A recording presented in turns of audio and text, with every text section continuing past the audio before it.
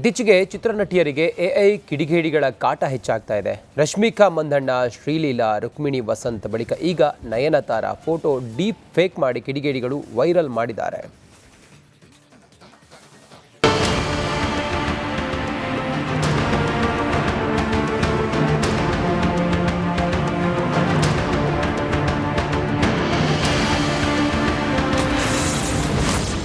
ನಟಿ ನಯನತಾರಾಗೆ ಎಐ ಕಿಡಿಗೇಡಿಗಳ ಕಾಟ. ನಟಿ ತಲೆ ಕೂದಲು ತೆಗೆದ ಫೋಟೋ ವೈರಲ್.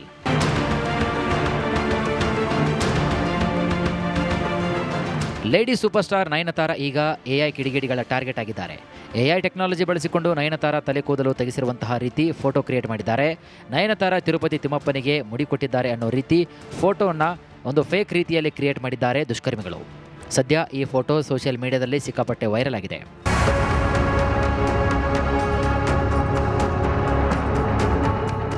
ತಲೆ ಕೂದಲು ಇಲ್ಲದೆ ತಿರುಪತಿ ದೇವಸ್ಥಾನದ ಹಿನ್ನೆಲೆಯಲ್ಲಿ ನಯನತಾರ ನಿಂತಿರುವಂತಹ ಹಾಗೆ ಎಐ ಮೂಲಕ ಡೀಪ್ ಫೇಕ್ ಇಮೇಜ್ ರೆಡಿ ಮಾಡಿದ್ದಾರೆ.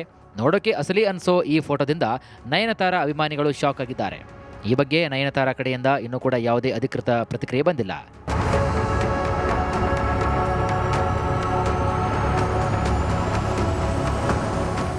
ಇನ್ನು ಈ ರೀತಿಯ ಎಐ ಕಾಟ ಇದು ಮೊದಲ ಸಲ ಅಲ್ಲ. ಈ ಹಿಂದೆ ಕೂಡ ರಶ್ಮಿಕಾ ಮಂದಣ್ಣ, ಕಾಜಲ್ ಅಗರ್ವಾಲ್, ಕತ್ರಿನಾ ಕೈಫ್ ಸೇರಿದಂತೆ ಹಲವು ಸ್ಟಾರ್ ನಟಿಯರ ಡೀಪ್ ಫೇಕ್ ವಿಡಿಯೋ ಫೋಟೋಗಳನ್ನು ಎಐ ಬಳಸಿ ಕ್ರಿಯೇಟ್ ಮಾಡಿ ವೈರಲ್ ಮಾಡಿದ್ರು. ಸ್ಟಾರ್ ನಟಿಯರನ್ನು ಟಾರ್ಗೆಟ್ ಮಾಡಿ ಇಂತಹ ನೀಚ ಕೃತ್ಯ ಎಸಗುವ ಕಿಡಿಗೇಡಿಗಳ ಸಂಖ್ಯೆ ದಿನೇ ದಿನೇ ಹೆಚ್ಚಾಗ್ತಾ ಇದೆ.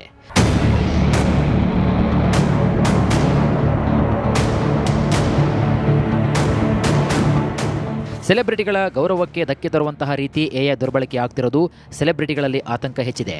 ಇನ್ನು ಈ ಫೇಕ್ ಫೋಟೋ ಸಾಕಷ್ಟು ವೈರಲ್ ಆಗಿದ್ದು, ಇದರ ವಿರುದ್ಧ ನಯನತಾರ ಯಾವ ರೀತಿಯಾಗಿ ಕಾನೂನು ಹೋರಾಟ ಮಾಡ್ತಾರೆ ಕಾದು ನೋಡಬೇಕಾಗಿದೆ.